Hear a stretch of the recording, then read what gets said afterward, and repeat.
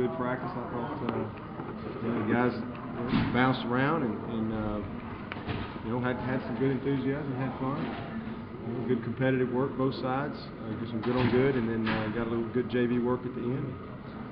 Tomorrow we'll go a little longer the next couple days, and so it was good. The guys seem to be in pretty good shape, having the layoff. Of course, they got some running while they're off, but been doing some good conditioning at the end of practice, and so I've been pretty pleased with how the guys maintained, and so that's where we are.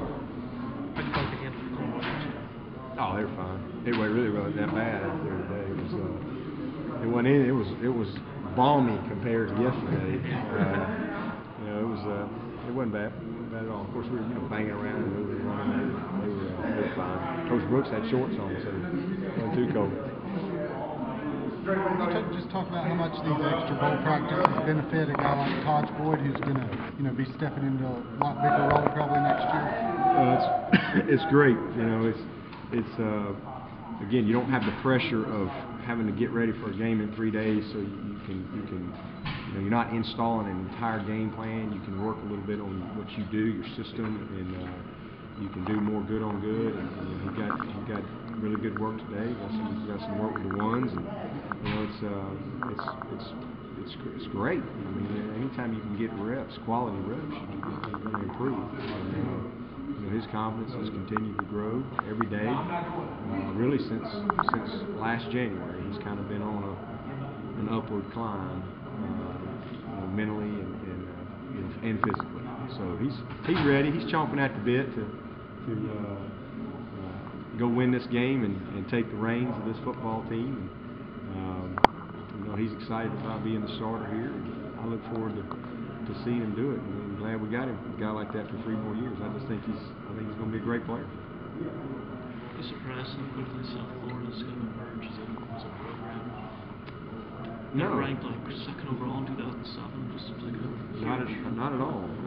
Coach Levitt did a great job with that program when they started it. But I mean, it's South Florida. It's in Tampa. They've committed some pretty good facilities now, and they just kind of draw an hour radius every direction and pretty much get their football team. So that's when you got 300 Division I prospects in your state, and they can't all go to Florida and Florida State and Miami, and a lot of them will stay home. So I think, and in the past, they were able to sign some props and things like that. I think the Big East has cut that out now, but he did a good job, and Coach Holtz has done a good job in his first year. And, there's good players. There's a bunch of players on the team we recruited. So I'm not surprised at all with where they are. They really have things that you need if you're going to try to have a chance to win. Kalon's progress. He's doing really good. I mean, really, really good. I'd say he's way ahead of schedule.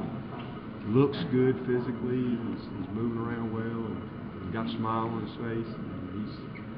He is really doing well.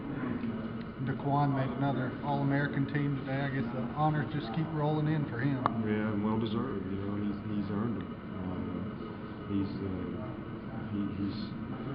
a very talented guy, and his work ethic's been great to go with that talent. And he's persevered day in and day out with his commitment to being good. And that's what happens.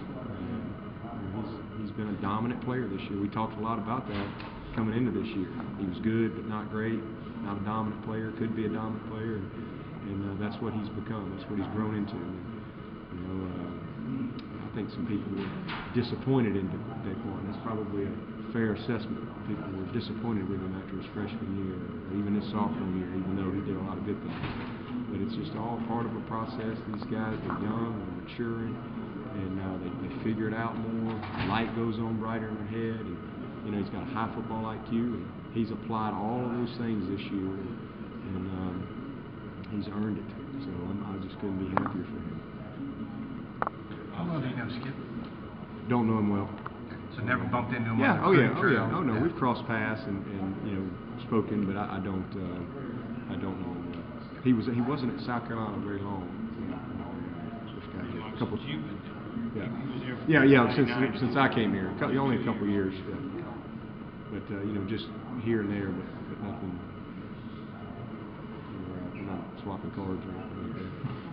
20 years from now, what do you see South Florida? Do you see them being neck and neck with like a Miami in Florida? Or I think that program has unlimited potential. I mean, I really do. I mean, it's in a great part of the state. You know, I mean, Miami's East Coast, Gainesville's over there on the east, Tallahassee's up in northwest Florida.